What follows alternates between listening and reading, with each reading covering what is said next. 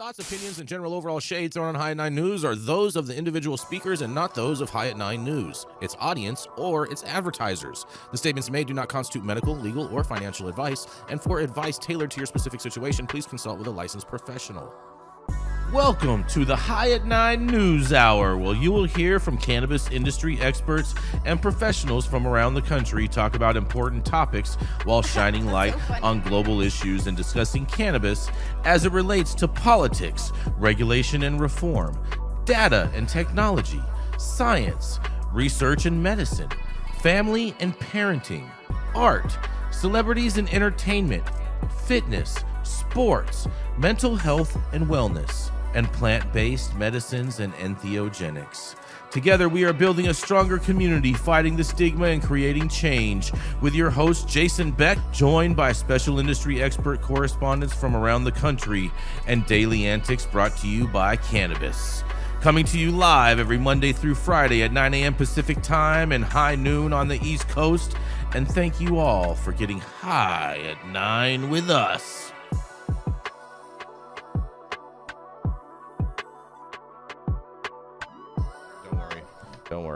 Don't worry. I'll make some edits. Good morning, everybody.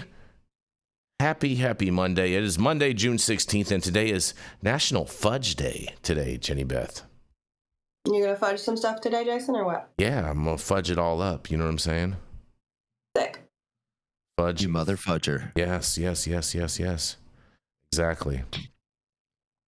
Exactly. And that's all that we have. And so I do want to apologize for our time. That's it? Yeah, that's all we got today. That's the only national day? That's the only national day today, bro. Today. Exactly. That's hilarious. I promise. I wouldn't shit you. You guys are both my favorite turds. But I do want to apologize to everybody for what happened on Friday. I do apologize for that. That was totally uncalled for, and I do want to give a warm welcome to Elias and Kai, who are now working behind the scenes on our production. And so today is their first day doing this, so we apologize for the delay, you guys. And I guess we're on a totally different link than what we started off by going and doing, and I'm working to fix that now. Not sure exactly what the fans followed it. They're in, dude. Okay. They're in the chat. All right, I'm gonna go and I'm gonna delete the other one just because so people don't get so no one gets confused. No one gets confused. I feel like we should just do the show. What's that, Jenny Beth? Let's just do the show. Well, that's exactly what we're we getting. don't want people to go hang in the empty. Yeah, exactly. Yeah, we want to make sure everybody is, following us appropriately. And we're going to kick this thing off with Miss Jenny Beth Dills. She's the founder of Kind Cannabis and of Justice Served, a 501c3 that helps justice-impaired individuals get their lives back on track. And that's right, it is none other than Miss Jenny Beth Dills. All right. Well, good morning. Happy Monday, guys. Cool. So we got a California story today. 2 people are dead and 5 suspects, including 2 minors, are now in custody following a deadly shooting inside an illegal marijuana dispensary on Flower Street in East Bakersfield. The shooting occurred just after 9:40 p.m. on May 27th when an argument escalated into gunfire, killing 37-year-old Anthony Ochoa and 26-year-old Damian Bullard. Bakersfield and Kern County Sheriff's detectives worked alongside gang suppression units. They arrested 2 adults, 18-year-old Terrence Thompson and 20-year-old Darwin Young, along with 20-year-old Nancy Ruiz, and 2 juveniles. Thompson was located in Las Vegas and is awaiting extradition. Importantly, this was not a licensed facility. Bakersfield has banned medical marijuana shops within city limits since 2013, and the city council has extended prohibitions on all commercial cannabis activity, including recreational dispensaries, citing enforcement difficulties with dozens of illegal operations. That local ban isn't new. Kern County also implemented a moratorium back in 2011. And a formal ban in 2017, yet an estimated 120 illegal dispensaries continue to operate countywide. Under California's Proposition 64, recreational cannabis is legal statewide, but only in licensed permitted venues. Local governments are still reserve the right to ban commercial sales. In Bakersfield's case, that means no legal dispensaries are allowed, and any cannabis sold is doing so illegally. Investigators continue their probe into Sunday night's shooting. Anyone with information is urged to contact the Kern County Sheriff's Office. So the reason why this is interesting is because if you read the original article, which is posted on our website, there's no mention of the fact that this is an illicit dispensary. And the reason why we see things like a juvenile being present in this shop is because it is an illicit dispensary. And these guys, Mr. Prohibitionists, are the ones who think of the children will sell to your kids. Super sad that 2 people had to lose their lives for this, but I think it's really interesting and it's important for us to report this and to acknowledge that, these shops aren't licensed, and this is what you have when you have problems with illicit cannabis operations. So I'll throw it back to you guys. Super sad story starting off Monday, but thank goodness they've apprehended these folks, and this hopefully Bakersfield will get the shit together. Yeah, without a doubt, man. Jenny, Beth, it was a little wild west going on over there in Kern County. Yeah, a little pow, a little shoot 'em up, bang, bang going on. To say the least. Oh, that's funny. That's funny.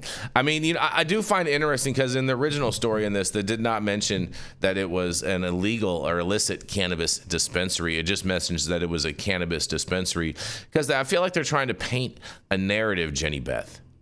Like, that dispensaries bring crime and whatnot, and then that way they can keep up their prohibitionist ways. What do you think? I mean, probably, but also, let's acknowledge that if you live in Bakersfield or Kern County, you know that you don't have licensed dispensaries. Yeah, but people that read it outside don't know that. Correct. Was this a local news source that published this, or? Yeah. Oh, okay, yeah. Mm-hmm. Yeah, the locals know. Do you really think all locals know? I'm not sure if I'm buying all that all the way. I mean, I'm pretty sure that everybody in Bakersfield knows that dispensaries are illegal there. What makes you think that? I don't know if I buy that. There's a huge fight over it. Yeah, but that's to assume that everybody is paying attention to what's going on. If they care enough about then yes, not 100% of the people, Jason. Not 100% of the people. All right. But the majority of the people that are walking around and alive in Bakersfield know what's going on. That's okay. I can accept that. I'm just, want to make sure that I'm being realistic with this.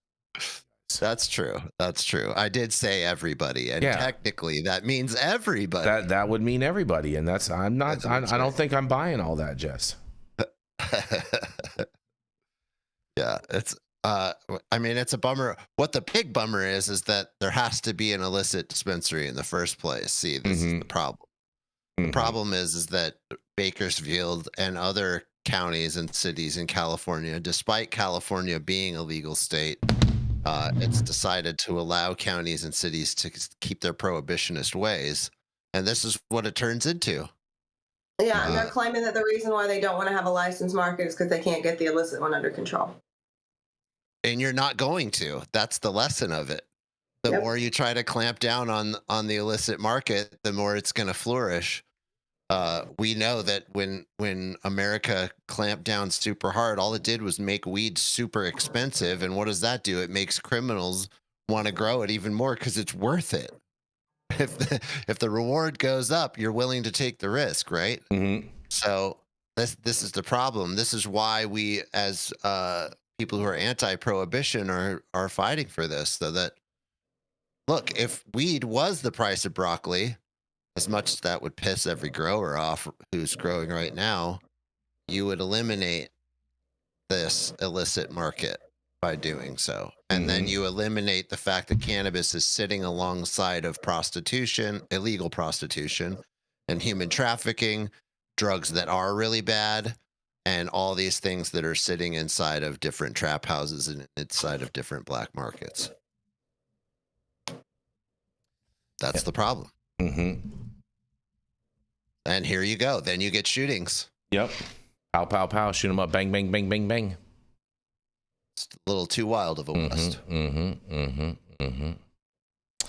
Yes, indeed. Yes, indeed. Well, on that was a shoot 'em up, bang, bang. Great way to start off the day, Jenny Beth. And our prayers and thoughts go out to all the families and people that are involved because, we don't want to, we're not here to promote violence in that space. And on that, we're going to roll into our first commercial and we are going to be right back.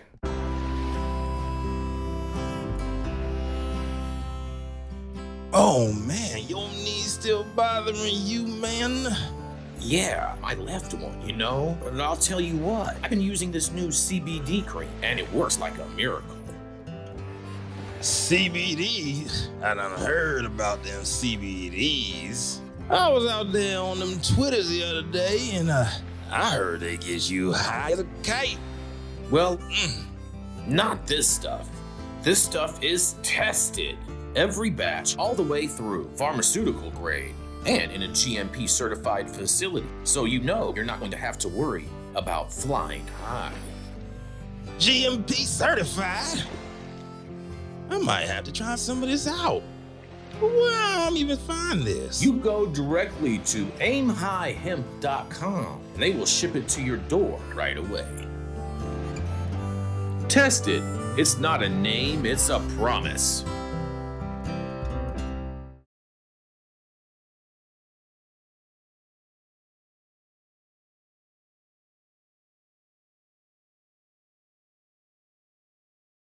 Yeah. Ah, yes, and we are back, everybody. Man, oh man, oh man, oh man, oh man. Well, I got some surprising news for you, Jenny Beth. What, Jason? Are you ready? Hurry up.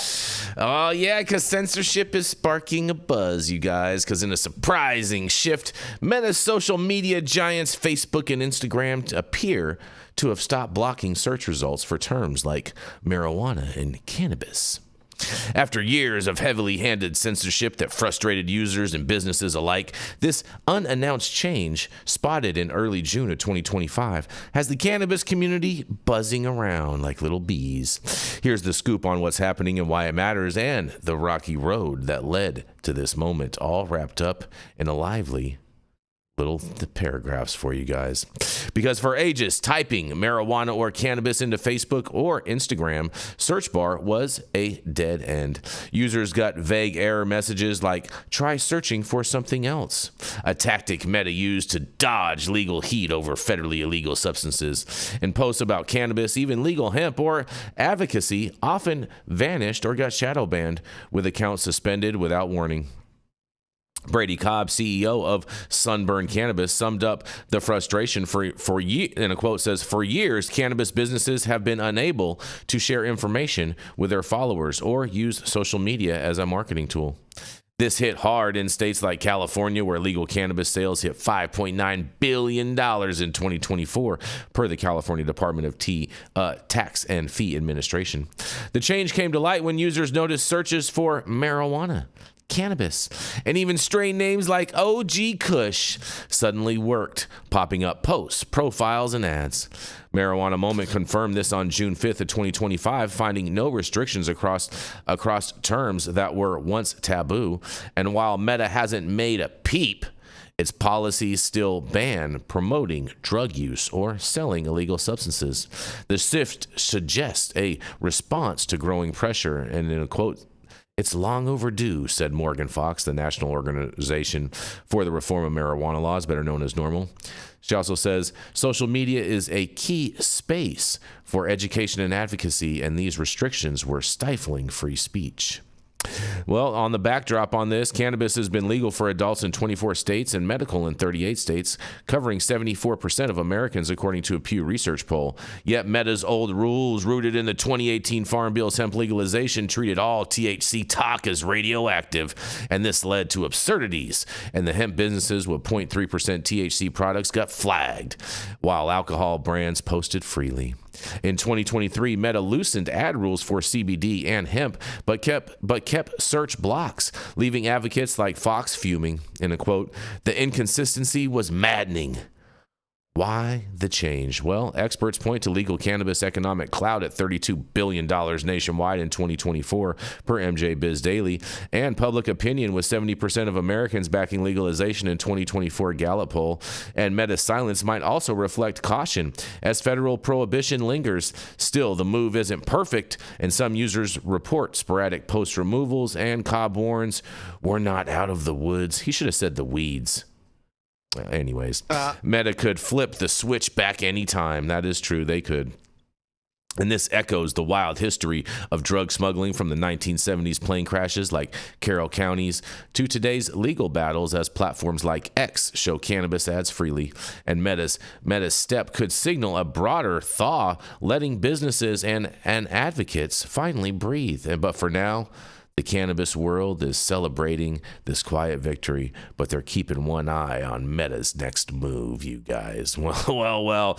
I don't think it has anything to do with public opinion or the fact of the size of the economy or anything else like that. I'm not buying any of that. I think this all has to do with them trying to compete with X, and since X is allowing for these for cannabis to be advertised, Meta is just like, hey, you know what? They're doing it. You know, Elon's back with Trump. We're gonna go and try it too, and we're just gonna do it quietly and not announce anything. What do you guys think about this? This is BS 1,000%. They haven't loosened anything. No, dude. Look, I'm putting together a magazine right now for my friends at Cannabis Now, and what we're doing, one of the things that we're doing is we're doing a giant listing of different dispensaries in different states. So we had to go do data collection to get all of their addresses, phone numbers, and Instagrams, etc. Searching for a cannabis operator's Instagram can be incredibly difficult if you don't already follow them or they don't already follow you. So I just experienced looking up 500 different dispensaries and being able to find like a third of them. And it's not that they don't have Instagrams. They definitely do. But you can't search for them. You can't find them under their name because they're operating and promoting cannabis and even just talking and giving news and information and education. And on top of that, in the last few weeks, Beard Bros Farms was pulled down. And many big accounts that are our friends were pulled down in the last few weeks. In fact, it seems like in the last 2 weeks, there's been more big accounts pulled down than I've seen in the last couple of years. Really? So this is yes, 100. This I don't understand where they're even getting this information. It sounds like a PR stunt that just they're trying to say something to get people to like them, but they're not actually doing this right now. So you think they haven't actually executed it yet. So you think this is just a gaslighting? Actually done this. Jason Beck is just reporting fake news first thing this morning. Stop it! No, I'm not. I don't report fake news. Well, I don't know where Ben Adlin got this information from the marijuana moment. And just looking through it, I mean, who put this out? What, Meta put out a PR piece on this that he's quoting, or did he actually do some journalistic research and talk to people at Facebook? It's very hard to talk to anybody at Facebook. Yeah, exactly. I've tried to get a hold of people at Facebook, and it's incredibly hard, whether it's about press or whatever. It's very, very difficult. They don't just speak out. So I don't know where he's getting this information. Somebody at Normal said that this is happening. It's no just offense to Normal. I appreciate the spirit of the organization and I appreciate their intent, but lack of efficacy and lack of factual information from them is not a new thing. Yeah, I think this is a fail on Marijuana Moment's part and Ben's part. I don't see this as good journalism. And I'm glad that you read the story, Jason, because it does need to be brought up that these companies that operate social media are stifling legal industry and a movement of freedom that is happening in America. And it just goes to show, and it doesn't matter what the topic is. If you're speaking out about something that the current political structure is against, they can throttle you through these companies, and they can apply pressure on these companies to do so. So you're not free. Yeah, I'm not. I think it's a little bit of gaslighting personally too. I don't think it's I don't think it's as rosy as they're painting this picture of. But because I did see too, because I think it was on Friday that Beer Bros account got taken down, and so that doesn't match up with the dates on what this is saying, because they're saying as of June 5th they changed the policy, but they haven't made any formal announcement and this and this and that, and I just Beer Bros has been taken down like 3 times in the last month. Yeah.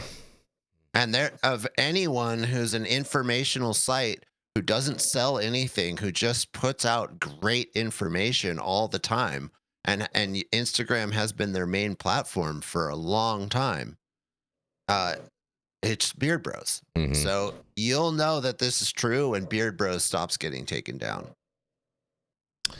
Time will tell. Time will tell you. Wow, Jason. Well, I'm going to keep, I'm going to keep this train rolling. Michael Minardi couldn't be with us today. He may possibly join us later in the show. He did have court today, and so he's going to try to get out. So I'm going to roll into what his story was today, you guys. All right. Well, cannabis companies, they take federal marijuana ban to the Supreme Court, but will the justices bite, you guys? A coalition of cannabis businesses is throwing a bold punch at federal marijuana prohibition, petitioning the U.S. Supreme Court to hear their case and potentially reshape the nation's drug laws.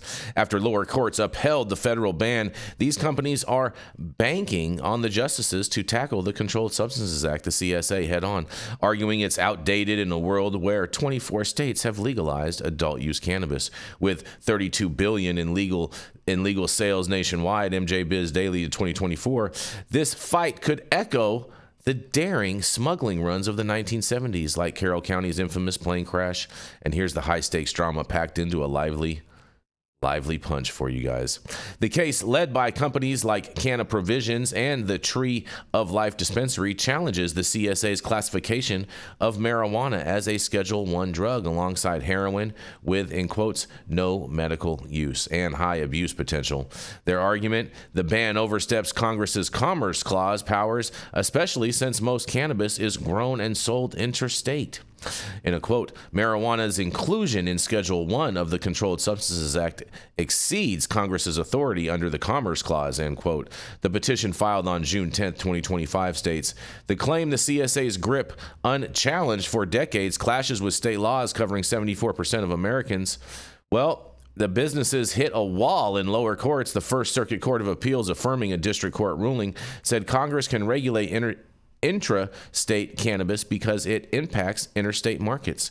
And the companies argue this logic is shaky, citing a 2005 case, Gonzalez versus Raich, where the Supreme Court upheld federal authority over homegrown medical marijuana. And in a quote, the First Circuit's decision extends Raich beyond its already questionable reasoning, and the petition asserts urging the justices to reconsider. And why now, you ask? Well, legal cannabis is booming, and Massachusetts alone saw $1.8 billion in sales in 2024. And the Massachusetts Cannabis Control Commission, but yet federal prohibition blocks banking, tax breaks, and interstate trade. And the petitioners, backed by the American Trade Association for Cannabis and Hemp, see a ripe moment, because 70% of Americans support legalizing cannabis, and recent moves like the DEA's proposal to reschedule marijuana to Schedule III signals cracks in the CSA's armor. I don't know if I'd call that, but whatever. In a quote, the federal government's own actions is in moving to reschedule marijuana undermine the justification for Schedule I, said David Boyce, the petitioner's attorney. But the Supreme Court's tough nut to crack. It hears only 1% of petitions, about 80 out of 8,000 annually. Yeah, justices may dodge this hot potato, especially with rescheduling pending. And critics like Representative Earl Blumenauer, Democrat from Oregon, and a good buddy of mine, argue the case is crucial. In a quote, the CSA's application to state legal cannabis is an anchorism that stifles economic growth and innovation, and still conservative justices might lean on precedent, leaving reform to Congress. And as the court decides whether to take the case by fall of 2025, the cannabis world holds its breath. A win could dismantle federal prohibition, much like Meta's recent unblocking of cannabis searches. But for now, these businesses are betting big, hoping to spark a legal revolution from the ashes of a 50-year-old law, you guys. Well, I'm not sure if this is the right argument that they're actually going to win on. I'm not even sure if the Supreme Court is going to take up the case, but I am big fans of David Boyce. I've met him on a number of occasions and had some really interesting legal conversations with him. So he is a legal genius in that sense. And I can't wait to hear what you guys have to say about this. Jenny, we were talking about this over the weekend. Jenny leans in. You got something to say? Well, Jenny and I were talking about this, and Jenny thinks it's the wrong argument too. Jenny thinks this should be a whole nother argument that we should be arguing to the Supreme Court in relation with this. Yeah, it's equal protection under the Constitution of the United States of America. If we're protecting some people, we need to protect all people. Mm-hmm. Well, wouldn't it be both? You think that argument supersedes this one? I think that's the one that's going to actually change federal law.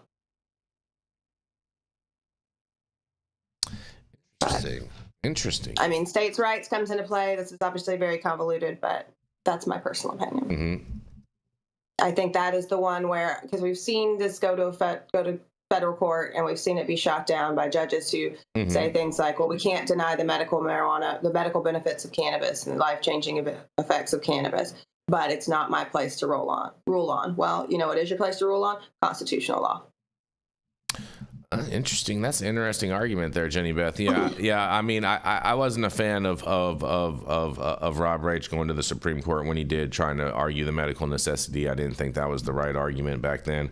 I'm not sure if Mr. Boyce's argument is the right argument either. But I think that argument you bring up as far as equal protection, that's an interesting argument right there, Jenny Beth.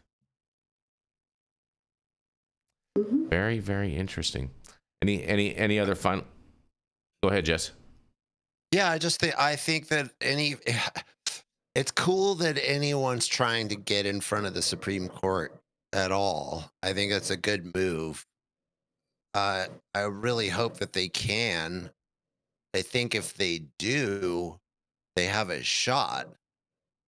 And it's a good way to approach this, because if you can get the Supreme Court to rule in our favor, then it changes the game across the board. And a lot of the arguments and discussions that we have daily about decriminalization and legalization and descheduling, all of that stuff changed radically fast, and I would like that.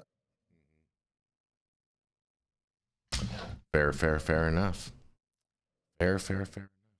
All right. Well, this should be interesting. I wish Michael was here so he could opine on this a little bit, but you know. Yeah, Michael would be the best person. Yeah, Michael would be fantastic. I wish he could have been here today. Maybe we'll bring this topic up when he's here with us tomorrow. But in the interim, we're gonna roll into our next commercial, and we are gonna be right back.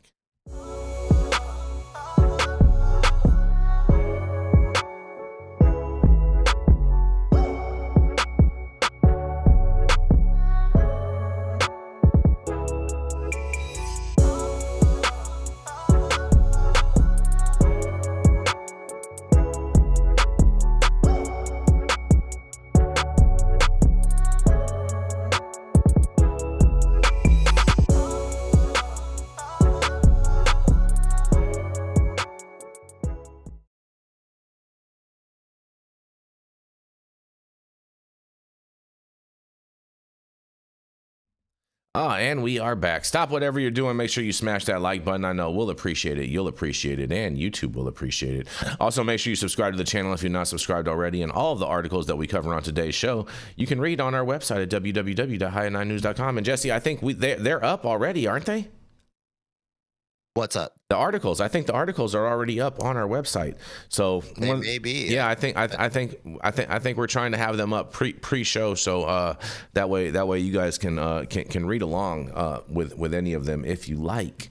But also too, make sure you go and check out in the description all of our sponsors and everything, you guys, especially Liberal Tears Energy Beverage, and make sure you use that link to order yourself a case over to your house. 150 milligrams of caffeine in every can and 0 grams of sugar, you guys. I just ordered the summertime strawberry salad when added steak on top here at Anna's. Make sure you do the same thing too next time you're in downtown Long Beach. Come on down and check out Anna's joint on the 400 block of Pine Street. They have amazing selection of beers, foods, and when you come down here to Anna's, you can even challenge me to a game of shuffleboard if you want to lose.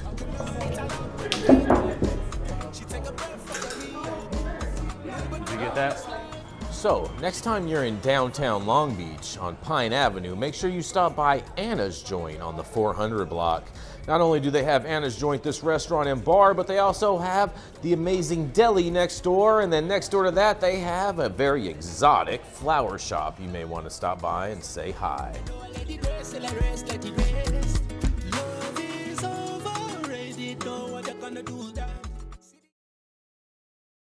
Can y'all hear me? Yes. And we are back, you guys. We are back. And Jenny Beth, you want to introduce Jesse next? Why don't you do it today? Okay, no problem. Coming up next, he's the founder of Barney Design Co. That's right, it's Mr. Jesse Barney. He's our favorite little ginger grandfather all of a sudden now, and you know what I'm saying? Popping them out like they're popping them out. It is none other than Mr. Jesse Barney. Good job, Jason. And anytime, Jenny Beth. Love it. All right, my story comes out of Thailand today. In Thailand, recreational cannabis use is set to go up in smoke. Thailand's cannabis community is bracing for a new regulation that could see the use of the plant permitted for medical use only. In June 2022, Thailand's Food and Drug Administration officially removed cannabis from its list of illegal narcotics, making possession, cultivation, distribution, consumption, and sales of cannabis all legal. Thailand became the first country in Asia to decriminalize cannabis, which, to the alarm of Thai conservatives, has since led to a spike in recreational use from locals and tourists and the opening of over 10,700 licensed dispensaries selling cannabis and extractions of the plant nationwide. The Pheu Thai Party, I probably didn't pronounce that right, which heads the current coalition government in Thailand, has long campaigned against the recreational use of cannabis. Since the drug's decriminalization, Pheu Thai have called for the plant to be restricted to medical use only, a promise that it took to the 2023 general election campaign. But in May, Thailand's health minister Somsak Chungsaman announced a new regulation is set to be implemented that only allows cannabis to be used for medical purposes and not recreationally. Under the proposed new regulation, dispensaries will be allowed to sell cannabis to other licensed shops or to customers with a prescription from a medical professional, including doctors who practice Thai traditional medicine. The amount sold will be limited to only 30 days of use, according to the health ministry. Chakwan Kitty Chapaka is a cannabis legalization activist so prominent in Thailand she's been referred to as the Queen of Cannabis. Oh, we've had a few of those here in America. Mm-hmm. She says the new medical bill could see a 90% drop in the number of licensed shops in Thailand. I understand what the government is doing. I don't agree with it, Kitty told the diplomat. I feel the ones that are going to be left are the bigger shops who actually have a war chest and they will service the tourists, and the locals will probably grow their own because getting a doctor's note is going to be too much of an issue. 3 years ago, when the cannabis became legalized, millions of people in Thailand registered with the Thai government to grow cannabis. Decriminalization led to the creation of a new industry in Thailand. In a matter of months, thousands of dispensaries were established in Thailand cities, from small pop-up shops to brand new brands selling cannabis, marijuana-infused gummies, other related products. The decriminalization was led by the conservative, I'm not even going to get this right, Boom Jai Thai Party, a member of the government's ruling coalition. The government had hoped that cannabis would become a cash crop for Thailand, boosting its tourism and agricultural sectors. In 2022, the University of Thai Chamber of Commerce estimated the sector could be worth $1.2 billion annually by 2025. But competition has been fierce for businesses trying to benefit from selling cannabis. Kitty knows this experience firsthand. In February 2022, she opened her store, Chapaka on Bangkok's busy Sukhumvit Road, selling terpene, marshmallow, gummy sweets, and other cannabis accessories. Terpene marshmallows. Oh, interesting. And other cannabis accessories. 4 months later, when cannabis was decriminalized, she began stocking cannabis and marijuana products. For the first few weeks after cannabis was delisted as a narcotic, business boomed. We were doing extremely well, Kitty said, adding that the store was netting almost 1 million baht, $30,000 per day. At that time, there was still a very limited supply. There weren't that many people who were growing. There was not that many people who actually did it. It was a big buzz with the locals and foreigners and those who lived in nearby countries. But the downturn came about 6 months later. Kitty said sales declined due to a glut of supply, which drove down prices, as well as proliferation of unlicensed sellers and other businesses selling products that were illegal. Under existing Thai laws, the legal level for recreational use of cannabis products cannot exceed 0.2% THC, the main psychoactive compound in cannabis. By December, the bubble burst, Kitty said. We were limited to only selling what was legal. We were quite strict with our selling. It got to a point where the supply became more than the demand, and the demand changed from just flowers, but customers asking, can I have other ways of using it? So the user changed too, she added, referring to the fact that many customers wanted cannabis that was above the legal threshold. Kitty decided to shut her shop down in February of this year. 3 years after opening, she said Chapaka had started going into the red at the end of 2024. Although there are over 10,000 licensed dispensaries in Thailand, that seems like an incredible number for a pretty small country. The number of illegal sellers means the real number of vendors selling cannabis is likely higher. That's absolutely true. And so for licensed dispensaries, that means less business. Well, we know how this story goes. This has gone on in America too. I think probably Oklahoma is really the closest example of this that we have in America, where just the floor was opened. They did whatever they wanted. There were thousands and thousands of operators in a very small state, and it just crushed the market and made it so that it became a very, very Wild West, as we've said already in this show. So now they're shutting it down. And I think that this is, my personal opinion is that this happens a lot when there's this green rush mentality in a new market. And people think this is like the new oil boom where you're going to just strike this black gold in your backyard and it's going to make you super, super rich by growing some weed. And that's just not the case. And we learned that over and over and over and over again. And I even saw a lot of people that I know try to rush to Thailand and make money there and thought it was a good place to like make money. It just turned out to be a bad idea for everybody. So I'm interested to hear what everybody else has to say. It was, in all fairness, Jesse, it is a good place to save money because everything is so cheap. So you can actually live there for like a fraction of what you can live in the U.S. Yeah, for sure. Of course. That's part of what makes it attractive. It was a problem because of how we went in and did it, right? Every California operator, every failed operator ran to Thailand and started on bullshit immediately. You cannot export products from Thailand.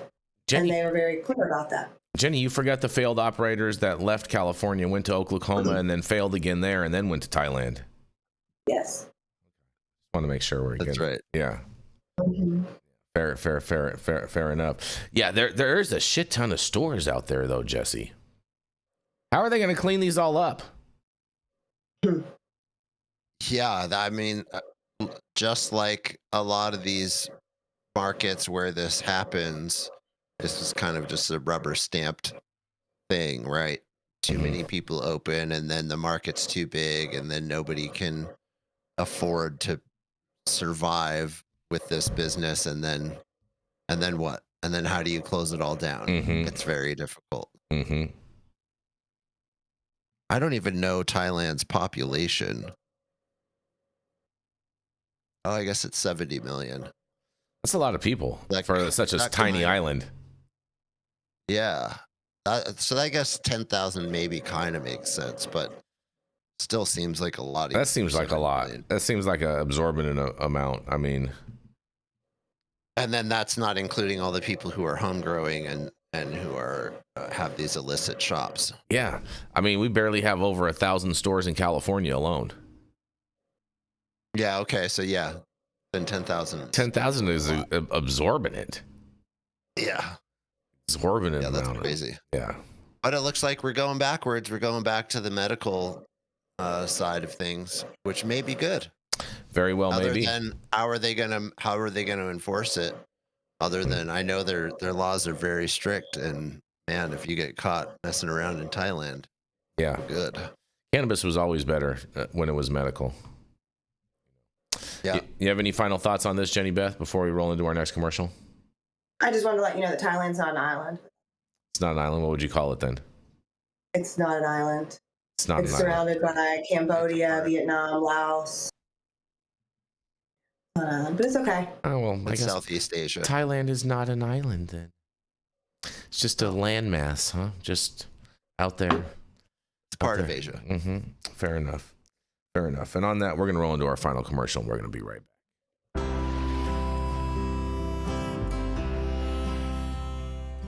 Oh man, your knee still bothering you, man? Yeah, I left one, you know? But I'll tell you what, I've been using this new CBD cream, and it works like a miracle. CBDs? I done heard about them CBDs. I was out there on them Twitters the other day, and I heard they get you high as a kite. Well, not this stuff. This stuff is tested. Every batch, all the way through, pharmaceutical grade, and in a GMP certified facility. So you know you're not going to have to worry about flying high. GMP certified? I might have to try some of this out. Where I'm even find this? You go directly to aimhighhemp.com and they will ship it to your door right away. Tested. It's not a name, it's Yes, and we are back, you guys. And man, I have two great stories. And you know what? I think I am going to end the show with a happy story, I think, Jenny Beth, just so you know. Okay. All right. But in the meantime, there's high crimes because the New York FDNY Chaplin signature was forged on a letter backing an NYC marijuana shop, you guys. And apparently they're saying they'll burn for this, which I find is hysterically funny because it's coming from the fire department, Chaplin. The owners of a legal Queens marijuana dispensary are under fire for allegedly trying to dupe government officials to back their expansion efforts by claiming the FDNY's top religious leader is high on the plan.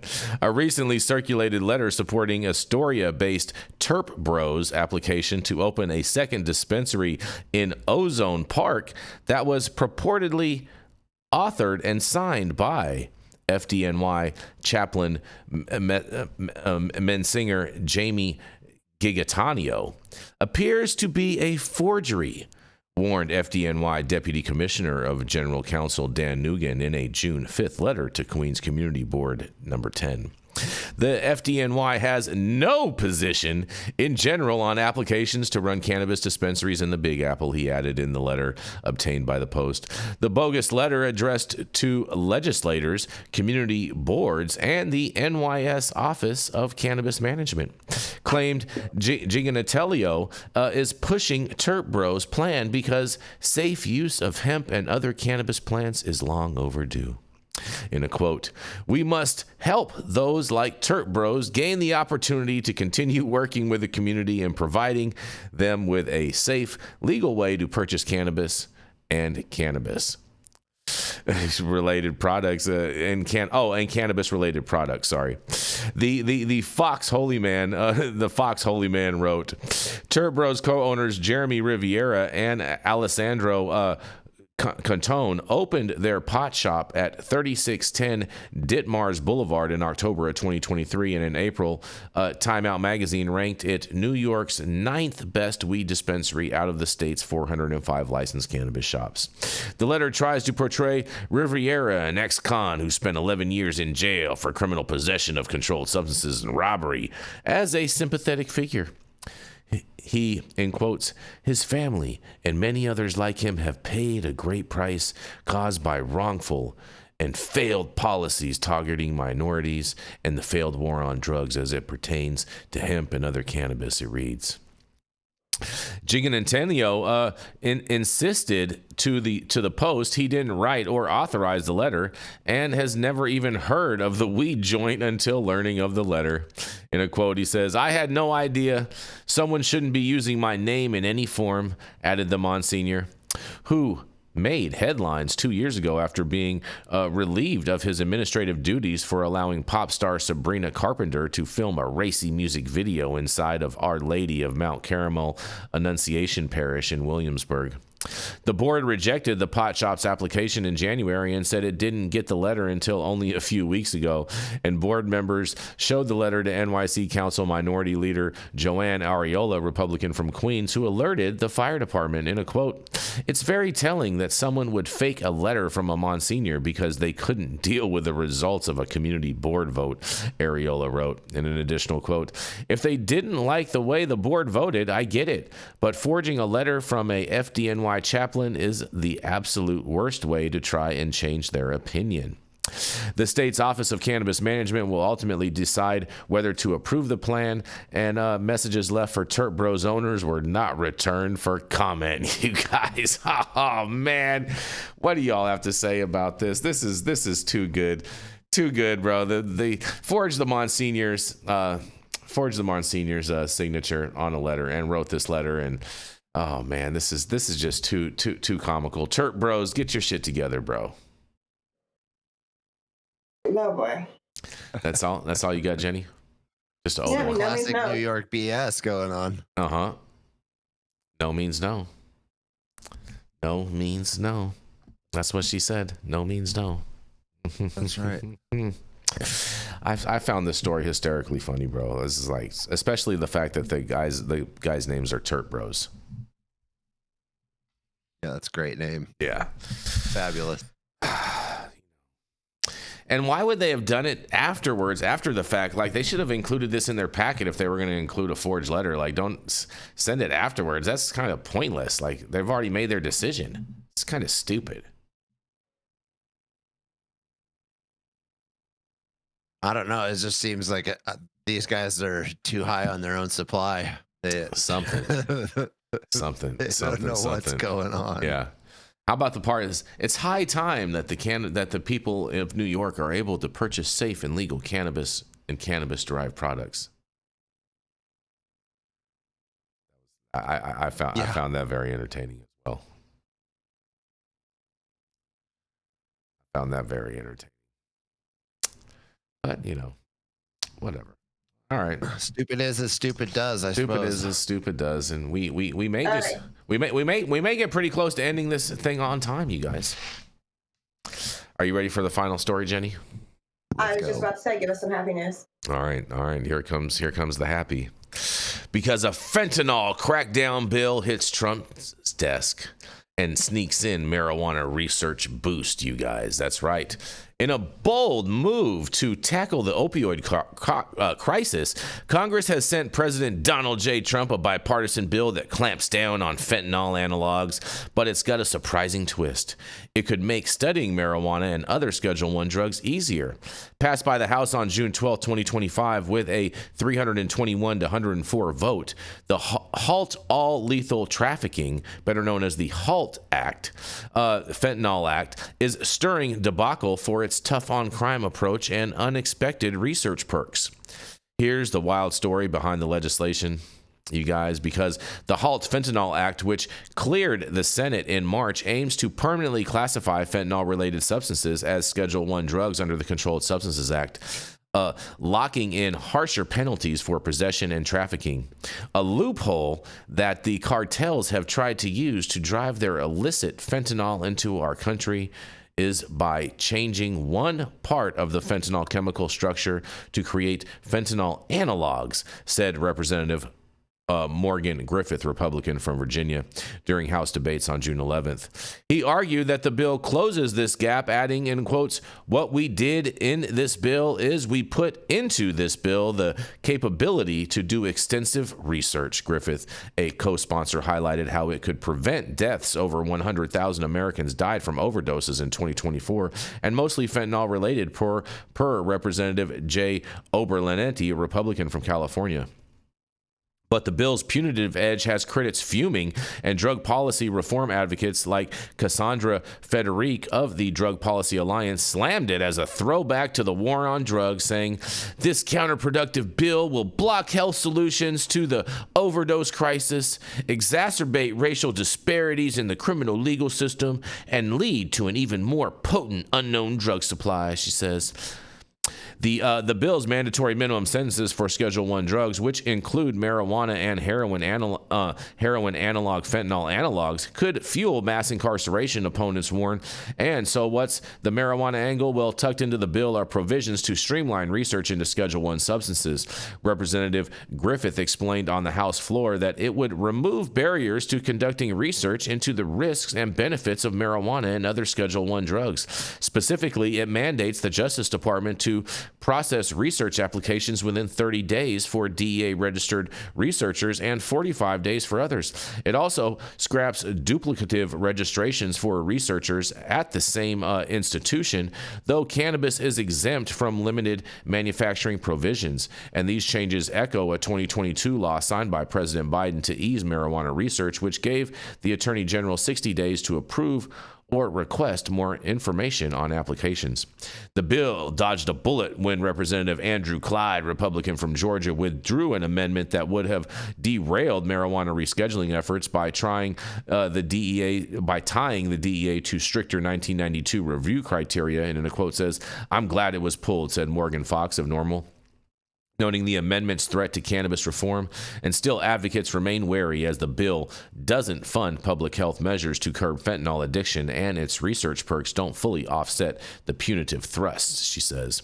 But with 74% of Americans living in states where legal cannabis is legal and the industry worth $32 billion, this bill's research provisions could unlock new insights into marijuana's medical potential. As Trump decides its fate, the HALT Act ties into the long history of drug smuggling. You guys, well, I can't wait to hear what you guys have to say about this. Jesse, are you confused, Jesse, or are you just going on? Well, I'm confused at how they're thinking this is going to change the schedule by altering fentanyl. It's not changing the scheduling. It's not changing the scheduling. It's basically saying that fentanyl and the fentanyl. What was the word? Fentanyl. Give me 1 second, Jesse. Analogs, fentanyl analogs, because basically they're saying that a lot of times the cartels they'll switch the chemical process to where it won't test for fentanyl, but it'll basically will be fentanyl, but it'll be like fentanyl B. You know what I mean? And so they're good. Yeah. So they're saying like that the cartel is smartening up in relation with how they test for drugs, and so they're saying they needed to make this bill in order to curb those basically altered fentanyl compounds and whatnot to include all fentanyl compounds. So they're closing the loophole on fentanyl. Correct, Jenny Beth. Okay. Mm-hmm. Like, what's confusing to me is that somehow makes it easier to study marijuana. That's what I'm trying to. Oh, so because basically what they also included in the bill, Jesse, is that they included a to remove the blockage of research of Schedule I drugs. And so they're saying that now with this bill passing, they're saying that with this bill passing, that will allow for the research of cannabis for positive and negative results, which I think is fantastic, and I'm all here for. I think that is fantastic news overall. Yeah, I mean we We should have all the research and study on all the things all the time. Yeah, exactly. This whole idea that we have Schedule 1 substances and that you can't research those substances because they're on that schedule, that's just ridiculous completely. Well, you know, and at the same time, I think this makes the argument, if this goes through, that we don't need Schedule 3 at all for anything. There's nothing we need Schedule 3 for, because people are saying, oh, we want Schedule 3 so that way we can research it more and this and this and that, you know what I mean? But we don't need that anymore if this goes through, because now you can research Schedule 1 drugs. Okay. I mean, yeah, that argument that this would make it so you don't need to deschedule or reschedule, that for sure. I mean, but if we back up, we don't need the schedule at all. The whole schedule is messed up. Mm-hmm. The whole thing is a joke. And it's kind of like saying science that we did in the 70s is absolutely true, and it can never be changed because we will never learn anything better. Mm-hmm. Okay, the earth is flat. Like, you know, it's just like we do these things with policies in America where we just decide, oh, this is how it's going to be, and somehow we can't learn, we can't grow, we can't, you know, just have new information. Yep, it's not possible. Mm-hmm. Okay. Mm-hmm. It's very, very, very, very, very, very telling, you guys. Very, very, very telling. You know, it's very, very sad state of affairs. But you know, I think this was a good news overall story. You know, anything that combats the fentanyl epidemic and allows for more research in cannabis, I think is a good news story. It's a good way to end the day. What do you think, Jenny Beth? I think so. You think so? You agree? I agree. Indubitably. What do you think, Jesse? Say that again. What do you think? Do you agree this was a good story? What do you think? No, yeah, it's a good story. I mean, this is what we should be pushing for. We should be pushing for that. There shouldn't be a set of substances that we can't research, period. Mm-hmm. That's just silly. So getting rid of that, whether it's for fentanyl or for cannabis or for any of the Schedule 1 substances, that should be done. Mm-hmm. Should be able to research all the compounds, even if they seem to have no medical value. Could we find some medical value in the future, even though we think they have no medical value now? Of course we could. Is it like the fact that those things aren't possible? That's a big problem. Yeah. Fair enough. Well, on that, we're going to wrap this thing up. And thank you all for joining us and getting high at 9 with us every Monday through Friday at 9 a.m. Pacific and hot.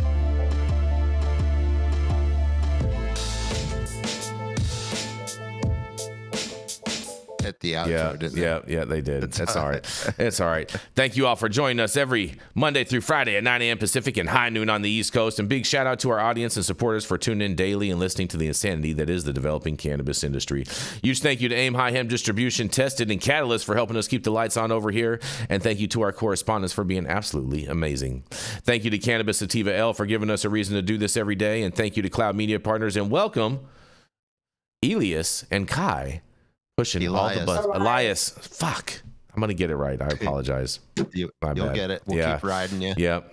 And thank you all for tuning in and getting high at 9 with us. We are America's #1 daily cannabis news show.